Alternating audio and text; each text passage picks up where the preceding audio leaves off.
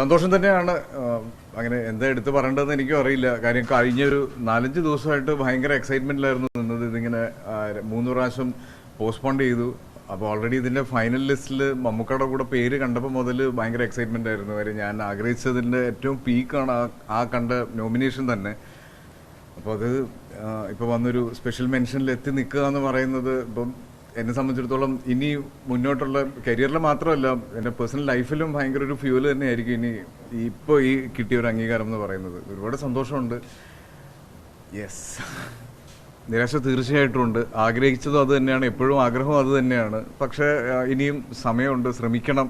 കാര്യം ശ്രമിക്കാൻ ഉള്ളൊരു ധൈര്യം കൂടിയാണ്. ഇപ്പം ശ്രമിച്ചാൽ എത്തിച്ചേരും എന്നുള്ളൊരു വലിയ ധൈര്യം തന്നെയാണ് ഇതിൽ കൂടെ കിട്ടിയത്. അപ്പം ഇതിലിപ്പം എനിക്കാണെങ്കിലും ടോവിക്കാണെങ്കിലും ഉള്ളൊരു എക്സൈറ്റ്മെന്റും അത് തന്നെയാണ്. ഇപ്പം ഞങ്ങൾ ഏകദേശം ഓരോ ജനറേഷനിലെ ആക്ടേഴ്സിന് തന്നെ മെൻഷൻ ചെയ്താണ് എപ്പോഴും നോമിനേഷൻസ് ഉൾപ്പെടെ വരിക.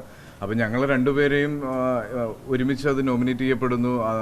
തീർച്ചയായിട്ടും അത് മമ്മൂക്കാണ് ഒരു ക്യാപ്റ്റൻസിയിൽ തന്നെ വരുന്നു എന്നൊക്കെ പറയുമ്പോൾ അതിൻ്റെ ഒരു സന്തോഷം തീർച്ചയായിട്ടും ഉണ്ട്. ബട്ട് അഗെയിൻ ബെസ്റ്റ് ആക്ടർ എന്നുള്ളത് തന്നെയായിരിക്കും എല്ലാവരുടെയും ഡ്രീം. അതിലേക്ക് ഒരു ദിവസം എത്തിച്ചേരുകയും ചെയ്യും.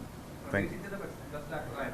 അതെ, ഉറപ്പായിട്ടും ലൈഫിൽ ഏറ്റവും നല്ലതല്ലേ നമ്മളെല്ലാവരും പ്രതീക്ഷിക്കുക. അപ്പോൾ ഞാനും പ്രതീക്ഷിച്ചത് അത് തന്നെയായിരുന്നു. പക്ഷേ കിട്ടുമോ ഇല്ലയോ എന്നൊന്നും അറിയില്ലായിരുന്നു. പ്രതീക്ഷ എപ്പോഴും അത് തന്നെയായിരുന്നു, ആഗ്രഹവും അത് തന്നെയായിരുന്നു.